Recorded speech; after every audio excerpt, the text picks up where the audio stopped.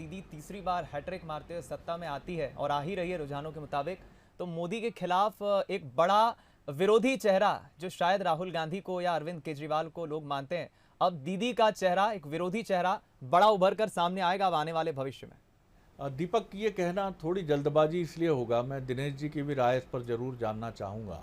देखिए, 1990 के दशक जो राजनीति विज्ञान के विद्यार्थी हैं वो ये जानते हैं कि राजनीति में गठबंधन की राजनीति का अगर देश में इस समय कोई बहुत बड़ा प्लेयर है तो मैं सिर्फ एक ही प्लेयर मानता हूं इस समय, चाहे वो दक्षिण हो उत्तर हो, वो एक ही प्लेयर है और उसका नाम है शरद पवार, जो एनसीपी के लीडर हैं, राष्ट्रीय अध्यक्ष हैं। बिल्कुल। उनके उनके अलावा कोई ऐसा नेता नहीं है। जबकि 90 के दशक की राजनीति में लेफ्ट पार्टीज की तरफ से होते थे हरकिशन सिंह सुरजीत, आई.के. गुजराल, दक्षिण भारत की बात करें तो देवेगौड़ा जी अभी भी हैं। उस समय कर्नाटक में जो मुख्यमंत्री रहे वो भी एक बड़ा नाम होते थे। और अमर सिंह समाजवादी पार्टी से पॉलिटिकल कॉरिडोर के एक बहुत ताकतवर नाम होते थे। भारतीय जनता पार्टी के लिए ये भूमिका 90 के दशक में निभाते थे प्रमोद महाजन जी, जो अब इस दुनिया में नहीं है। लेकिन अब अगर आप बात करें तो अपोजिशन में कांग्रेस की वो हैसियत नहीं है कि वो एक बड़ा मोर्चा खड़ा कर सके केंद्र सरकार और उसके मुखिया बीजेपी के खिलाफ, नरेंद्र मोदी जी के खिलाफ। और दूसरा, उसी के साथ पूरे देश में अपोजिशन पार्टीज जो हैं वो बहुत बटी हुई हैं और उनके नेता ऐसे नहीं है कि वो नेता एक बड़े मंच पर आएं, कॉमन कंसेंसस बनाएं और किसी एक लीडर को प्रोजेक्ट करें कि चलिए ये कांग्रेस नहीं है इस बार तो ये ममता बनर्जी हो सकती हैं, जिनको हम एक अपना संयुक्त उम्मीदवार बनाकर लोकसभा चुनाव में प्रधानमंत्री पद के लिए प्रस्तुत करते हैं और उसका देश में असर हो। बिल्कुल, क्योंकि ये भूमिका बीजेपी निभाती रही है 80 से लेकर 90 के दशक तक और उसके पहले भी, जनसंघ में भी।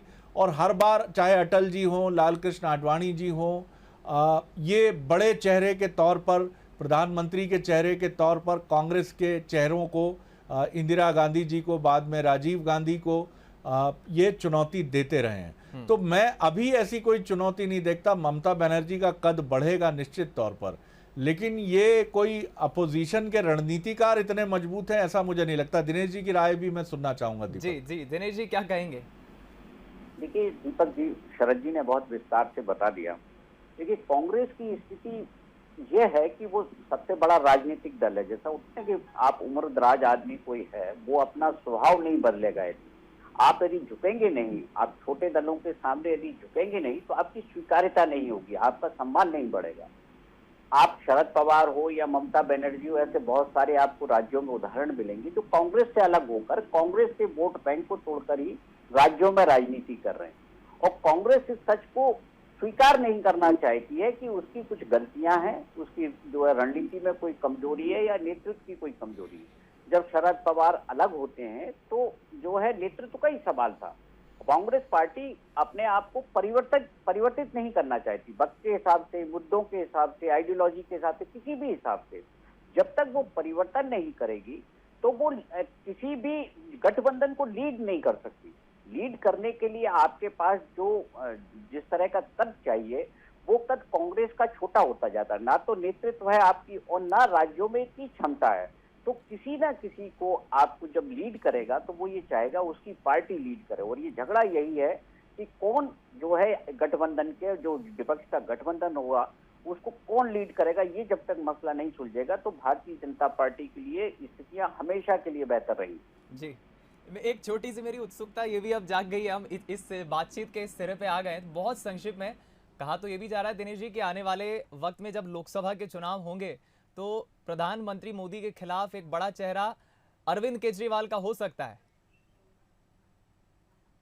देखिए, जो पूरी पॉलिटिक्स को देखेंगे, इंडियन पॉलिटिक्स को, और भारतीय जनता पार्टी की जड़ें जहां मजबूत होती हैं वो हरियाणा से लेकर महाराष्ट्र तक का जब आप नक्शे पर नजर मारेंगे तो टोटल जो सीट्स हैं वो कितनी होती हैं जो उसके खाते में गई हैं। क्या उसको केंद्र में सरकार बनाने लायक उसे बहुमत दिला देती हैं, ये सबसे महत्वपूर्ण है। आप दक्षिण के राज्यों में उतनी लोकसभा सीटें नहीं होती क्योंकि क्षेत्रीय दल होते हैं। राष्ट्रीय दल के नाते जो ताकत चाहिए वो शायद जो है आम आदमी पार्टी या दूसरा दल जुटा नहीं पाएगा। जब तक मैंने वो कहा ना कि लीड की बात है कि कौन लीड करेगा, जी। चेहरा कौन होगा। कांग्रेस ना तो अपनी लीडरशिप छोड़ना चाहती है और ना चेहरे को छोड़ना चाहती है।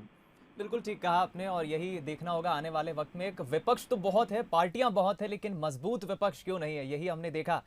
चूंकि समय की कमी है, एक बहुत छोटे से कमर्शियल ब्रेक के लिए हमें रुकना है। मध्य प्रदेश के दमोह चुनाव को लेकर भी अपडेट्स हम लगातार पहुंचा रहे हैं। बता दें आपको, 5 राउंड के चुनाव के काउंटिंग में अब तक ये परिणाम बता रहे हैं कि कांग्रेस के प्रत्याशी अजय टंडन आगे चल रहे हैं, लेकिन अभी थोड़ा और इंतजार करना होगा। लेकिन बंगाल में स्थिति जैसा कि लगभग साफ है।